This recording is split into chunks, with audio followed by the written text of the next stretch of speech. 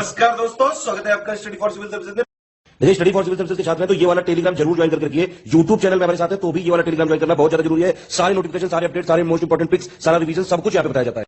देखिए, ये हमारा एससीएस डेली क्विज चैनल है, इसमें डेली क्विज होती है, बिल्कुल फ्री में, इसको जरूर ज्वाइन कर लीजिएगा। ये हमारा इंस्टाग्राम का पेज है, इसको जरूर फॉलो कर लीजिएगा। Study for civil dot services करके अगर आप इंस्टाग्राम में सर्च करेंगे तो आपको मिल जाएगा। वीडियो के डिस्क्रिप्शन में इसकी लिंक दी हुई। इसमें आप स्टोरी सेक्शन जरूर देखते रहा करिए, प्लस इसमें हाईलाइट्स आते रहते हैं और प्लस पोस्ट आती रहती है, इनको जरूर फॉलो करते रहिए। क्या हाल है साथियों, मैं विकास तोमर आपके अपने trustworthy channel study for civil services पे आज आपको समझ लेके आ गए हैं 3 October current affair Hindi English दोनों ही भाषाओं में। यूपीएससी और द स्टेट पीसी एग्जामिनेशन के लिए काफी ज्यादा इंपॉर्टेंट होने वाला आज का सेशन।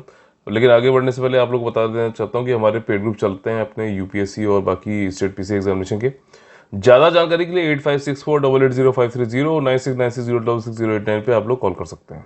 ठीक, हमारे सोशल मीडिया के जो हैंडल्स हैं उस पर इंस्टाग्राम पे आप लोग लिखिए study for civil dot services, search करिए, आपको ये फ्री चैनल मिल जाएगा। वैसे ही टेलीग्राम की only current affair study for civil services only UPSC अगर आप सर्च करेंगे तो you will get these free channels, और इसमें सारे नोटिफिकेशन हमारे वीडियोस के जो है एग्जाम्स के रिलेटेड सारी चीजें आपको यहाँ पे मिल जाएगी। और पेड पीडीएफ जो होती है उसकी पिक्स भी फ्री में यहाँ पर दी जाती है। ठीक, हमारे जो टॉपिक्स आज के हैं महत्वपूर्ण, इंपॉर्टेंट और प्रीलिम्स इंपॉर्टेंट हो सकते हैं आपके प्रीलिम्स और मेंस के लिए, वो है ये वाले। भारत ब्रिटेन COP 26 शिखर सम्मेलन में ग्रीन ग्रिड की घोषणा कर सकते हैं। ये क्या चीज है इसके बारे में देखेंगे। मेकेदातु इशू क्या है उसके बारे में समझेंगे। National action plan for dog mediated rabies elimination, rabies day अभी था पीछे तो उस दिन ये जो है लॉन्च किया गया है। साथ ही साथ जीएसटी का जो राजस्व संग्रह में जो वृद्धि हो रही है ये क्या संकेत देती है इसके बारे में समझेंगे। और पैडी प्रोक्योरमेंट डिले हो रहा है। ठीक, अभी हम लोगों ने राइस कल्टीवेशन से संबंधित कुछ एक पढ़ा था, अब यहां पर क्या है, प्रोक्योरमेंट, खरीद में देरी, ये क्यों हो रही है, क्या चीजें, इसके बारे में भी यहां पर देखेंगे। तो चलिए शुरू कर लेते हैं। पहला जो हमारा टॉपिक है वो है कि इंडिया यूके अनाउंस कर सकते हैं ग्रीन ग्रिड COP 26 समिट पे। COP 26 क्या है, कॉन्फ्रेंस ऑफ पार्टीज 26 है United Nations framework convention on climate change का जो कॉन्फ्रेंस होने वाला है। हालांकि ये होना था इटली में, लेकिन कोविड की वजह से इटली में हो नहीं पाया, तो इस बार इटली और आपका जो है ये यूके मिलकर करा रहे हैं। अक्टूबर 31 से 12 नवंबर तक चलेगा, स्कॉटलैंड में होगा। तो वहां पर क्या है कि भारत, जो आपको मालूम है भारत और जो है फ्रांस ने मिलकर चालू किया था क्या, इंटरनेशनल सोलर अलायंस, उसी के अंतर्गत भारत मतलब कोशिश ये कर रहा है कि अब अभी यूके के साथ में, क्योंकि वहां पर है हो रहा है ये, तो मिलकर वन सन, एक सूरज, वन वर्ल्ड, एक दुनिया और एक ग्रिड जो है बनाने की बात कर रही है। यानी OSOWOG ये नया कॉन्सेप्ट है जिसके जरिए ज्वाइंट डिक्लेरेशन कर सकते हैं, जिसके जरिए क्या होगा कि एक जगह पर एक कंट्री, मान लीजिए ये एक कंट्री है, फिर दूसरी कंट्री है, फिर तीसरी कंट्री है, तो यहां पर जो है ग्रिड जो बनी हुई है जिससे इलेक्ट्रिसिटी पास होती है, ठीक, उसी सेम ग्रिड को यूज करते हुए, कैसे, और उसी सेम ग्रिड को यूज करते हुए कोई अलग से ग्रिड नहीं बनाई जाएगी। ठीक, पैरेलल कोई ग्रिड नहीं बनाई जाएगी, इसलिए पैसा भी इसमें कम लगेगा। और उसमें जो भी सौर ऊर्जा बना रहे हैं, मान लीजिए कंट्री A में सौर ऊर्जा बनी, वो कंट्री C वाला भी यूज कर सके, ये चीज है। इसको यूके बोल रहा है ग्रीन ग्रिड। इंडिया और मोदी जी इसको काफी टाइम से जो है चाह रहे थे कि ये चीजें आगे बढ़े इंटरनेशनल सोलर अलायंस के अंतर्गत। ये है मेन चीज यहाँ पर। चाहे ए में जो है सौर ऊर्जा बने इस ग्रिड के जरिए, सी वाला कंट्री भी ट्रांसनेशनल हो गया। जैसे अभी क्या हो रहा था कि कोई कंट्री अपने यहाँ जो है सौर ऊर्जा का उपयोग कर रहा था खुद ही अपने यहाँ के लिए, लेकिन ट्रांसनेशनल भी हो सके। इससे जो है एक तो अगर सामरिक महत्व देखा जाए तो चाइना को भी काउंटर किया, क्योंकि चाइना भी कई जगह पे जो है ये कर रहा है इस तरीके के इन्वेस्टमेंट। और दूसरा ये है कि जब शेयरिंग होगी, ऊर्जा की शेयरिंग होगी, तो रिश्ते भी और अच्छे होंगे जो है कंट्रीज के बीच में।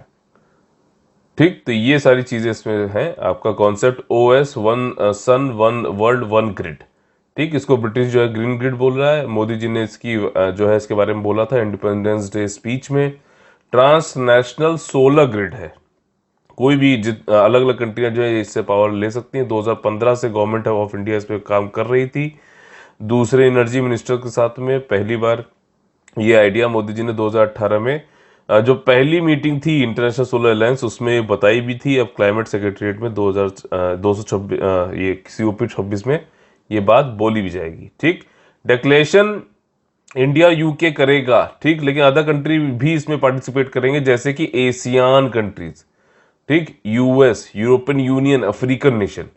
ठीक, और ये आइडिया जो है आगे से आगे बढ़ाया जाएगा। इसका एम यह है कि 2050 तक सिंगल पावर ग्रिड बन जाए आपकी अक्षय ऊर्जा की, रिन्यूएबल ऊर्जा की, जो कि अलग अलग कॉन्टिनेंट में, ठीक है, समझ रहे हैं, महाद्वीप में यूज किया जा सके विद प्रोडक्शन, चाहे एक कॉन्टिनेंट में हो, डिस्ट्रीब्यूशन हर जगह पे होना चाहिए। पार्लियामेंट, क्लाइमेट पार्लियामेंट सेक्रेटेरिएट जो है वो इसकी डिटेल्स को हैंडल कर रहा है। 100 एनर्जी मिनिस्टर्स जो है उनके बीच में बात हो रही है और जल्दी इसको जो है इस प्रपोजल पे साइन किया जाएगा। इसमें देखिए 3 फेज की बात की जा रही है। ठीक, कैसे कैसे इसको आप आगे बढ़ाएंगे। पहला फेज तो ये है कि इंडिया से ग्रिड को जोड़ा जाएगा, west Asia, south Asia, south east Asia, ठीक है। उसके बाद सेकंड में क्या है कि जो पहले वाले जुड़ गए वो तो जुड़ ही गए, फिर उनको जोड़ा जाएगा अफ्रीका से। फिर थर्ड फेज में ये है कि जो है ग्लोबल इंटरकनेक्शन, पूरी दुनिया में जो है इसी ग्रिड के जरिए चले। ठीक, वाई भैया आवश्यकता क्यों पड़ी, ठीक, OSOWOG की, कि चाइना से बहुत सारी कंट्री चाइना को मिलाकर जो है इंफ्रास्ट्रक्चर प्रोजेक्ट लगा रहे हैं हर जगह पे। तो इंडिया और बाकी लोग भी जो हैं वो लोग भी अपने अपने स्तर पे काम कर रहे हैं कि लोगों से और बेहतर संबंध बनाया जाए कंट्रियों से। ठीक, पहले के लाभ, बेनिफिट्स ऑफ द इनिशिएटिव, पहल के लाभ क्या क्या हैं। तो इंडिया ने, जैसे आप लोगों को पता है कि 40% तक बोला है कि हम अपनी जो ऊर्जा जो भी हम यूज करेंगे वो जो है नॉन फॉसिल फ्यूल से होंगे। ठीक, तो हम 2030 तक, तो हम उसमें जो है हमारा ये सोलर वाला जो काम है ये बहुत ज़्यादा मदद कर सकता है। और वैसे भी भारत का जो है अब 450 गीगावाट का लक्ष्य हो गया है ना।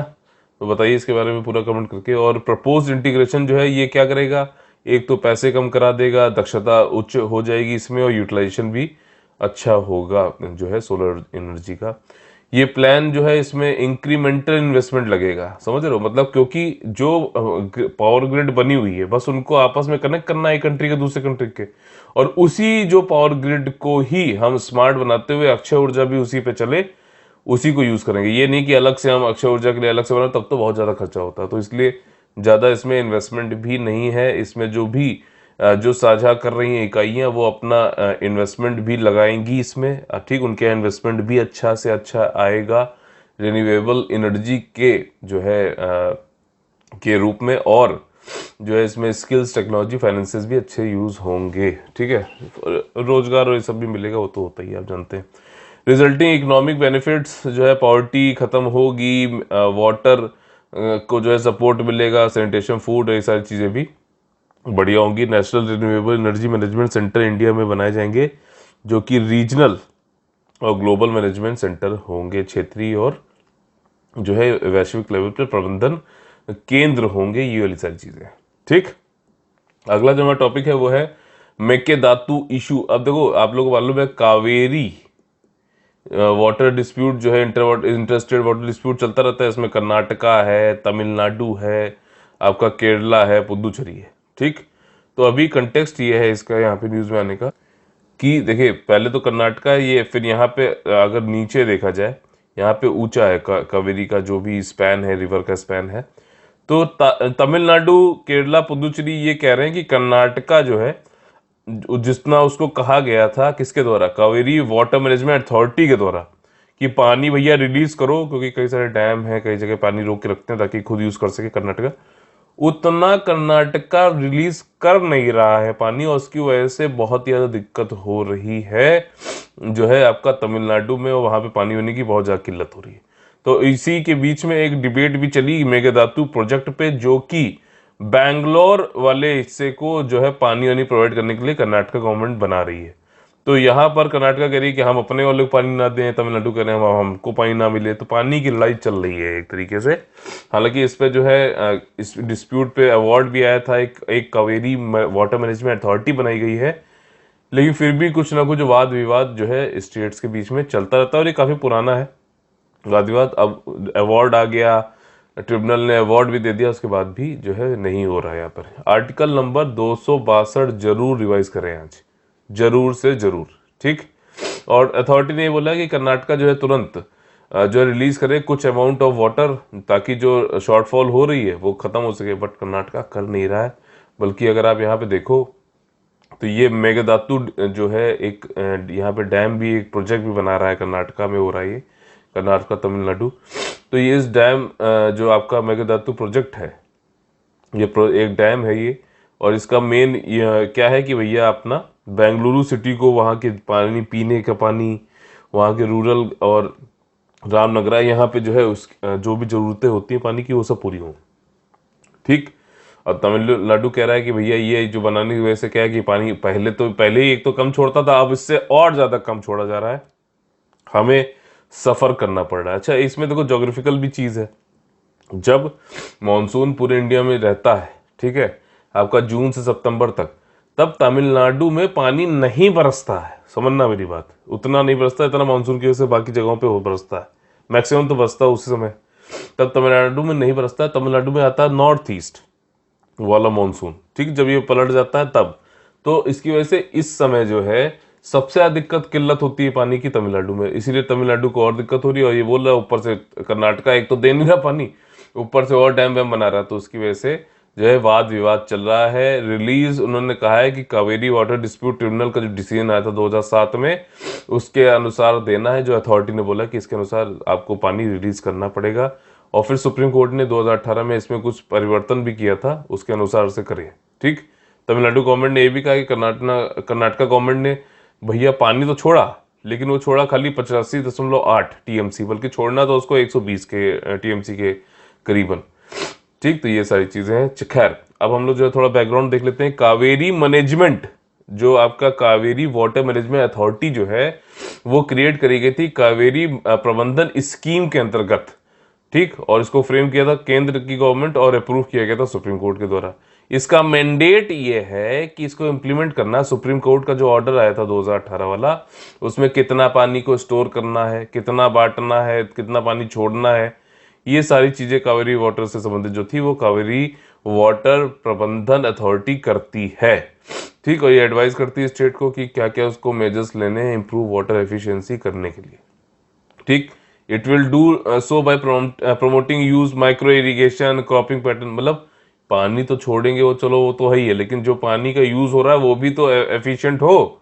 नहीं तो पता चला पानी कितना भी छोड़ लो यार, कम पड़ जाएगा जब आप पानी का उपयोग में जो है वो नहीं ला रहे हो और एफिशिएंसी नहीं ला रहे हो। तो ये चीज है।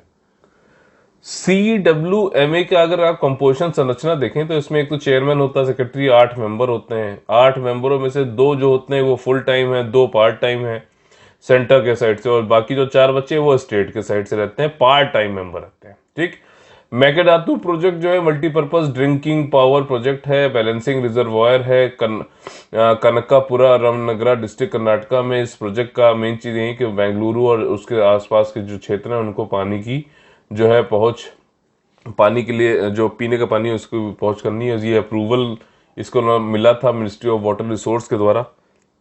ठीक, फिर उसके बाद कई सारे अप्रूवल जो है आपकी एनवायरनमेंट मिनिस्ट्री से भी इससे जो है अभी बचे हुए हैं।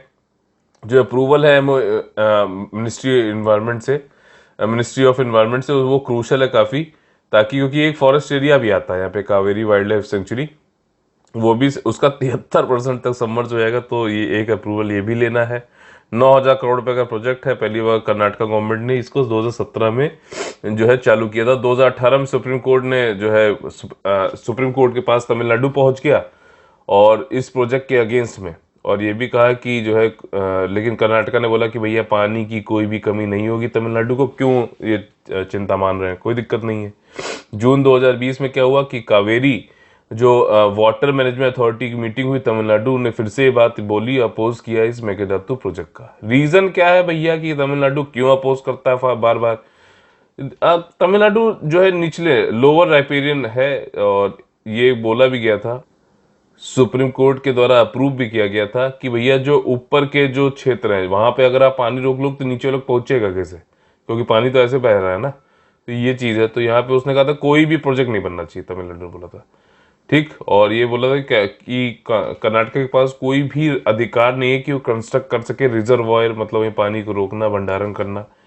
और इंटरस्टेट रिवर पे विदाउट, मतलब जब तक नीचे वाले जैसे तमिलनाडु तो उनसे पूछे बिना कैसे बना सकते हो आप, ये चीज़ है। कावेरी वाटर डिस्प्यूट ट्रिब्यूनल जो थी और सुप्रीम कोर्ट ने ये भी कहा था कि जो एग्जिस्टिंग स्टोरेज फैसिलिटी हैं अवेलेबल कावेरी बेसिन में वो पर्याप्त है स्टोर करने के लिए और कर्नाटका के जो लोग हैं उनको पानी पहुंचाने के लिए, ठीक।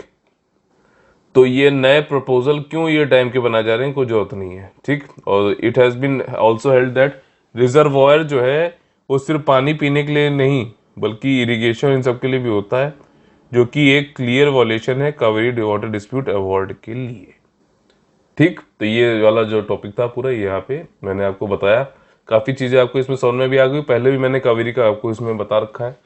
तो अब लेकिन एक काम आप लोग ये करना है कि मैप खोल के कावेरी का रिवर बेसिन, उसके जो भी ट्रिब्यूटरी सहायक नदियां उन सबको जो है पढ़िए, कहाँ से निकलती है, उद्गमित होती है, कहाँ तक जाती है, ये कहाँ से मतलब जो है बे ऑफ बंगाल में गिरती है, ये सारी चीजें आप लोग को मैप वर्क करना है, ठीक। अगला जो हमारा टॉपिक है वो है कि नेशनल एक्शन प्लान बनाया जाएगा डॉग मीडिएटेड रेबीज का उन्मूलन करने के लिए। डॉग वॉक के सलाइवा में ये होता है कि विषाणु, तो उसकी काटने की वजह से क्या होता है, रेबीज हो जाता है। तो अब नेशनल प्लान बनाया गया और ये लॉन्च किया गया जो अभी रेबीज डे था उस ओकेजन पे कि इसको पूरी तरीके से उन्मूलन कर दिया जाए। कब तक, टारगेट ईयर लिखो अपने नोट्स में 2030 तक, ठीक। National centre for disease control है, उसने ड्राफ्ट किया है और इसमें बातचीत भी उन्होंने सलाह मशवरा भी किया था ministries of fishery, animal husbandry, dairying, इन सब के साथ में, ठीक। और इसमें यही 2030 तक का ये बनाया गया है। 2 यूनियन मिनिस्ट्री जो है उन्होंने लॉन्च भी किया है joint inter ministerial declaration support कि एलिमिनेट किया जा सके डॉग के द्वारा जो रेबीज फैलाया जाता है इंडिया में 2030 तक, और थ्रू वन हेल्थ अप्रोच, ठीक। अच्छा बताइए वन हेल्थ अप्रोच क्या है, 2-3 बार मैं आपको बता चुका हूँ इसके बारे में। इसका देखिए रेबीज का फैक्ट अगर देखो WHO का ये पिक्चर है, वायरस का ये वायरस है पहली बात तो, ठीक। ट्रांसमिशन होता है इसके सलाइवा जो है इन्फेक्टेड एनिमल में होता है। 99% ह्यूमन केसेस जो है डॉग के काटने से हो जाते हैं, तभी के लिए 14 इंजेक्शन लगते हैं, समझ रहे हो ना, तो इसलिए जो है थोड़ा सा बच के। और वायरस अटैक जो करता है ये रेबीज में जो ब्रेन को करता है, ठीक। ये चीज यहाँ पे मेन है, ठीक। अवेयरनेस होनी चाहिए, no dog bite no rabies, ऐसा नहीं है, ठीक है ना। और उसका अगर आपको वो कहीं पे लार टपका रहा है उसको छू रहे हो उस सबसे भी हो सकता है, ठीक।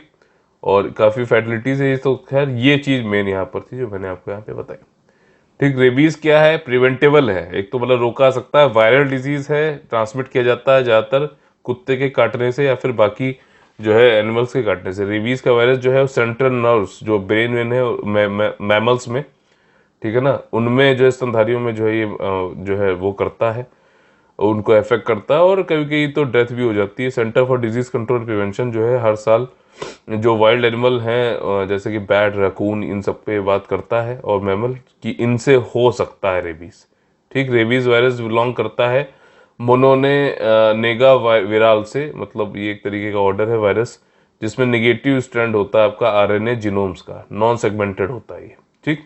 ये ऐसे ही यहाँ पे देखो पूरी चीज नहीं पूछेगा तो ये चीज आपने पढ़ी होगी तो कम से कम निकाल तो लोगे आंसर। अगर पर्सन को अगर नहीं रिसीव होती मेडिकल केयर तो पोटेंशियल रेबीज में, तो क्या होता है कि उसकी जो है ब्रेन खराब भी हो सकता है, डेथ भी हो सकती है, ठीक। अरे आपने देखा होगा यार कि कई सारे हो गए रेबीज हो जाता है तो उसके बाद पता चला आदमी जो है कुत्ते की तरह भौंक रहा है, ये सारी चीजें भी है, मतलब उनको वो हो जाते हैं, ब्रेन में दिक्कत आ जाती है, ठीक। तो रेबीज जो है प्रिवेंट कर सकता है, प्रिवेंटेड किया जा सकता है पेट्स को वैक्सीन करके, ठीक है। और वाइल्ड लाइफ से दूर रखो, ज़्यादातर जो जंगली जो होते हैं जानवर उनसे ये फैल जाता है डोमेस्टिकेटेड जानवरों में, और खुद को ही बचाव करो, ज़्यादा कटवाओ नहीं कुत्तों से अपने आप को। और भारत में रेबीज देखा जाए तो अगर आपको यकीन नहीं होगा 20,000 डेथ तो रेबीज से हो जाती है हर साल। वर्ल्ड वाइड देखा है तो 60,000 करीबन लोग की मृत्यु हो जाती है रेबीज से, और अराउंड 40% जो है वो उनकी उम्र 15 साल से नीचे होती है, ठीक। जिनकी डेथ हो रही है उनमें से डॉग बाइट जो है अगर आप इसको अपोज करो, मतलब देखो जैसे डॉग बाइट कुत्ते के काटने से है, बाकी मंकी काट ले, बैट काट ले, तो ऑलमोस्ट ऑल केसेस जो रेबीज के हैं वो इंडिया में होते हैं, लेकिन सबसे ज्यादा कुत्ते के काटने से यानी कि डॉग के काटने से होते हैं। कई सारे जो पुअर इंडियंस हैं वो उनको पता ही नहीं है कि भैया ये डॉग बाइट के बाद में ट्रीटमेंट भी लेना होता है, ठीक। और ये एंडेमिक है डिजीज इंडिया में, और 96% जो मोर्टेलिटी है वो कुत्तों के काटने की वजह से ही होती है, ठीक। अगला जो टॉपिक है इकोनॉमी का है कि भैया जीएसटी की वजह से बार बार जो है गवर्नमेंट की तरफ से डेटा आता है कि हमने इतने लाख करोड़ रुपए इकट्ठा किए, उतने लाख करोड़ रुपए इकट्ठा किए। तो क्या ये मतलब इससे क्या इंडिकेशन आता है? तो संदर्भ ये है कि अभी देखिए, अभी बताया गया कि 22.5% की उछाल हुई है राजस्व में जो जीएसटी के द्वारा मिलता है हमें, और इसमें जो सेल हुई सितंबर में जो आंकड़े आए, ठीक, वो जो है 1,17,010 करोड़ रुपए के आए कि हमने इतना राजस्व जीएसटी के माध्यम से कलेक्ट किया। तो इसमें प्रमुख बिंदु अगर देखा जाए तो रेवेन्यू ग्रोथ जो आई वो आई लोअर बेस पे। देखो पिछली बार अगर मान लीजिए नॉर्मली 100 रुपए राजस्व होता था, लेकिन कोरोना की वजह से वो खाली 50 हो गया। तो अगर आपने ये 100 की जगह 120 मान लीजिए इस बार किया, ठीक, और पिछले पहले आप करते थे 120 करते थे, लेकिन 120 ही मान लीजिए नॉर्मली ही जो होता था पहले राजस्व का कलेक्शन, वो ही इस बार भी हुआ, लेकिन बेस आपका 50 हो गया। तो इससे अगर आप कंपेयर करोगे तो एक बहुत ज्यादा उछाल दिखाई देगा।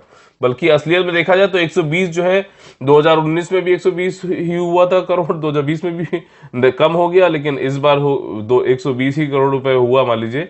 तो वो हो उतना ही रहा राजस्व का कलेक्शन, लेकिन बेस छोटा होने की वजह से वो दिख रहा है कि अरे बहुत ज्यादा उछाल आई है। तो इसको क्या बोलते हैं? बेस इफेक्ट बोलते हैं, ठीक। तो ये भी एक कॉन्सेप्ट अलग से आपको इसमें समझना जरूरी था।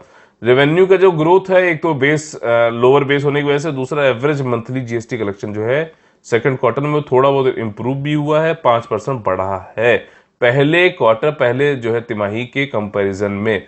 कितना हुआ है वो सब मैंने आप लोगों को बता दिया है, ठीक, इतना ज्यादा इंपॉर्टेंट नहीं है। टोटल कलेक्शन जो हुआ है जीएसटी वाला, वो इसमें क्या क्या इंक्लूडेड है? सेंट्रल, स्टेट, आईजीएसटी, ये सारी चीजें इसमें इंक्लूडेड है। साथ ही साथ इंपोर्ट जो है, सेस जो है, ये सारी चीजें भी इसमें जीएसटी के कलेक्शन में जोड़ी जा रही हैं, ठीक। ये क्या दर्शाता है? ये दर्शा रहा है कि भैया इंप्रूवमेंट हो रहा है, जो आर्थिक हमारी एक्टिविटी है उसमें इंप्रूवमेंट हो रहा है। मेन चीज वो है, उसकी वजह से जो है जीएसटी कलेक्शन बढ़ रहा है, ठीक। भाई जीएसटी एक तरीके का क्या है? अप्रत्यक्ष कर है, यानी कि इनडायरेक्ट जो है टैक्सेशन है।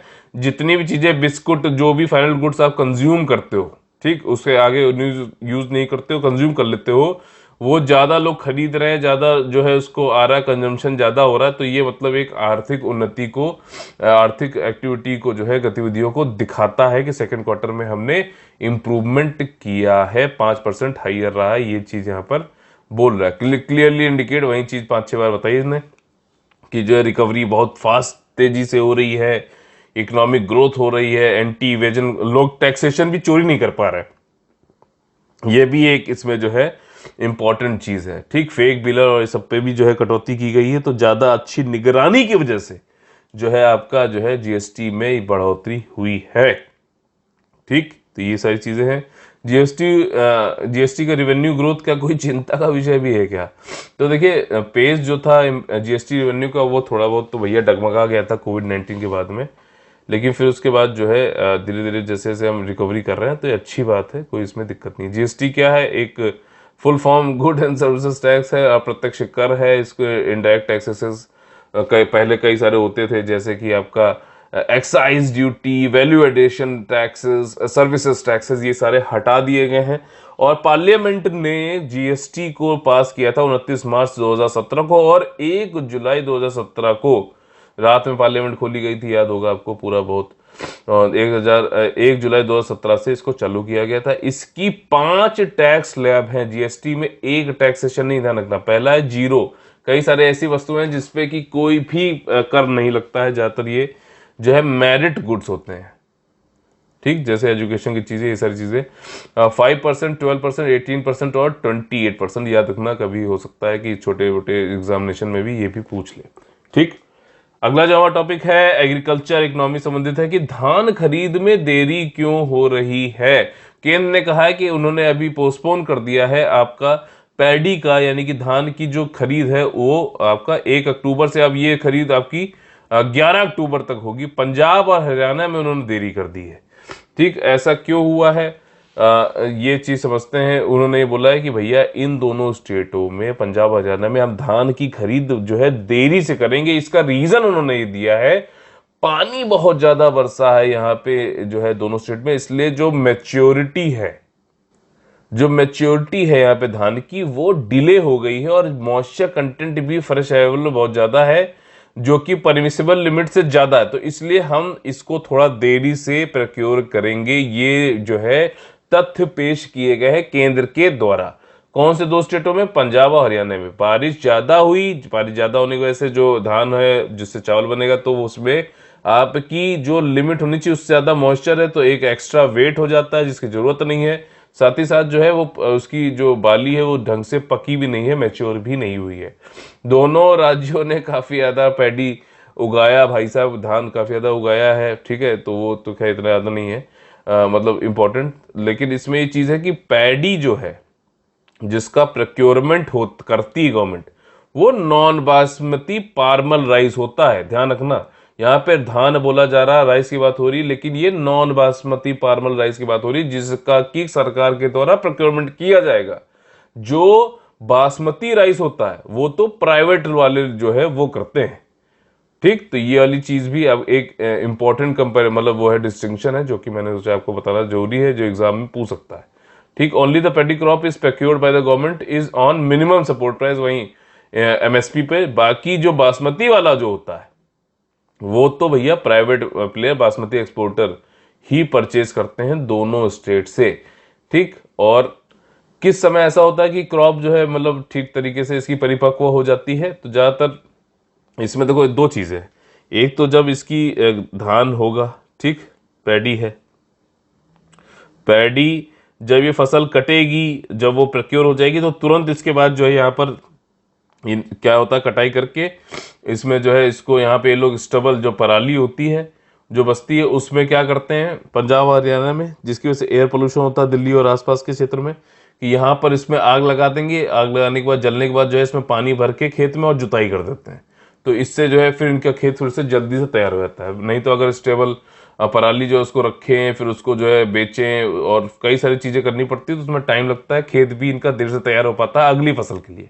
अगली फसल कौन सी आएगी? राबी की फसल आएगी आपकी, जो कि वीट वाली होती है, ठीक, गेहूं की फसल। ये राबी खैरिफ क्रॉप ये सब ध्यान से पढ़ लेना, इससे क्वेश्चन पूछता है। तो खैर, तो स्टबल जो है अब ये पैडी के प्रोक्योरमेंट लेट कर दिया तो ये कटाई इसकी लेट होगी, कटाई लेट होगी तो ये स्टबल जो पराली होगी अब वो और कम टाइम बचेगा, तो ज्यादा फिर वो क्या करेंगे भैया, वहीं जलाकर पानी भर के खेत में जुताई कर देने में ही उनको ज्यादा फायदा दिखेगा। अदरवाइज उनकी जो है खेती ये जो है वीट के लिए भी देरी से होगी, तो उसमें भी ये वाली चीजें आएंगी प्रॉब्लम। तो ये जो है आपका हो रहा है। आपका ये पंजाब में जो मैच्योरनेस होती है 93 से 110 दिन के बीच में होती है, ठीक। और नर्सरी पीरियड जो मैंने आप लोग बताया था ना, रुपाई करानी पड़ती है, ट्रांसप्लांटेशन होता है राइस का, तो वो सारी चीजें है 93 से 110 दिन, ठीक। और उससे पहले 25 से 20 दिन आपके ये पहले नर्सरी बना के इसको उगाया जाता है। पंजाब एग्रीकल्चर यूनिवर्सिटी लुधियाना ने बोला कि 70% जो पैडी एरिया पंजाब में है वो अंडर शॉर्ट ड्यूरेशन वैरायटी का, मतलब कम ड्यूरेशन का, इसमें पानी भी ज्यादा लगता है, ठीक। ड्यूरेशन कम ड्यूरेशन में जो है पैडी तैयार हो जाता है, लेकिन पानी ज्यादा खाता है। और लिटिल और काफी कम एरिया में पूसा 44 नाम से जो है ये मैच्योर हो जाता है 160 दिन में। ये खाली बहुत कम है, ठीक। ज्यादातर वो वैरायटी जो कम दिनों में जो है जल्दी परिपक्व हो जाते हैं। सरकार के कदम से किसान को क्यों खफा है? जो वही वाली बात बताई मैंने, इनको आगे वाली जो क्रॉप है उसके लिए टाइम कम मिलेगा, ठीक, अगर ये डिले करते हैं तो। और ये कह रहे हैं कि भैया कि ये तो बाली जो ग्रेन की है वो गिर जाएगी और इससे यील्ड हमारी बहुत कम हो जाएगी। कटाई के बाद क्या जटिलताएं, पोस्ट हार्वेस्टिंग कॉम्प्लिकेशन क्या है? वही स्टबल बर्निंग बढ़ेगी, जो मैंने आपको पहले यहाँ पे बताया, और जिसकी वजह से एयर पोल्यूशन भी बढ़ सकता है, ठीक। अगला जो हमारा टॉपिक है, जो सेक्शन है, उसका नाम है कॉमन एसपीसीएस में प्रीलिम से क्वेश्चन किस तरीके से सॉल्व करने चाहिए, इस पे हमारा पूरा फोकस रहता है।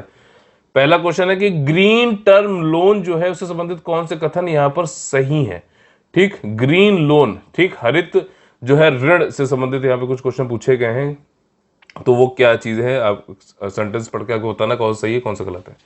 तो ग्रीन लोन जो है तरीके का फाइनेंसिंग एक वित्तीय जो इंस्ट्रूमेंट है जो कि एनेबल करता है, एम्पावर करता है, आपका सक्षम और सशक्त बनाने का प्रयास करता है बिजनेसेस को, जो है फाइनेंस करके प्रोजेक्टों को, जिसमें कि एक डिस्टिंक्ट एनवायरमेंटल इंपैक्ट होता है। मतलब ये पर्यावरण के लिए काम करेंगे तो जो लोन लिया जा रहा है वो ग्रीन लोन कहा जा रहा है, ग्रीन प्रोजेक्ट के लिए जो लोन लिया जा रहा है। ठीक, तो ये स्टेटमेंट पहला है, क्या सही है कि गलत है बताइए।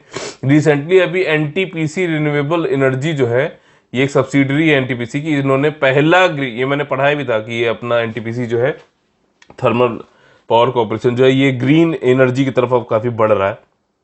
तो इन्होंने अपना पहला green term loan agreement sign किया था सोलर प्रोजेक्ट राजस्थान गुजरात के साथ में। क्या एनटीपीसी ही थी क्या नहीं थी बताइए।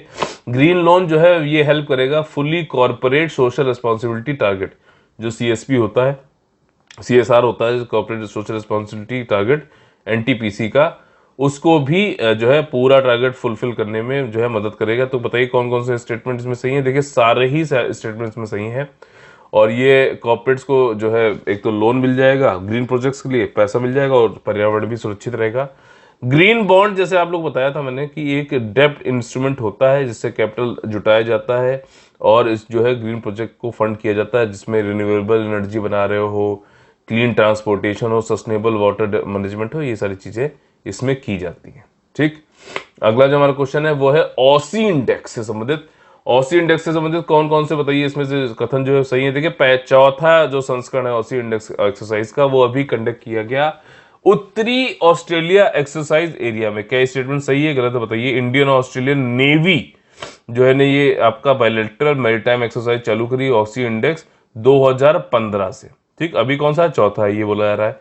इंडिया और ऑस्ट्रेलिया पार्टिसिपेट करते हैं बायनियल, यानी कि 2 वर्ष में एक बार होता है ये ऑसी इंडेक्स ऑन 2 अक्टूबर, मतलब 2 अक्टूबर यानी कि कल हुआ था 2021 में। ठीक, तो बताइए कौन कौन से स्टेटमेंट इसमें सही है। इसमें देखिए पहला और दूसरा तो सही है, लेकिन तीसरा जो है वो सही नहीं है। गांधी जी के बर्थडे पर नहीं बल्कि 30 सितंबर को ये चालू किया गया था। ऑसी इंडेक्स इंडिया और ऑस्ट्रेलिया के बीच में एक नेवी की मिलिट्री एक्सरसाइज है और ये प्रोवाइड करता है अपॉर्चुनिटी कि आपस में नेवी एक दूसरे के साथ में मिलकर काम करें और जो है कभी जो आगे अगर पड़े हो दोनों लोग एक साथ काम करें तो उनको ज्यादा कठिनाई ना हो। तो इसी के साथ में आज का हमारा सेशन खत्म होता है। तो अगर आप लोग पसंद आए तो प्लीज लाइक का बटन तोड़िए और ज्यादा से ज्यादा लोगों को जोड़िए, शेयर और सब्सक्राइब कर। चलिए फिर से मुलाकात होगी सुबह आप लोगों से 10 बजे। तब तक के लिए आप लोगों से लेते हैं अलविदा। जय हिंद, जय Bharat, all the very best है। वंदे वंदे मातरम।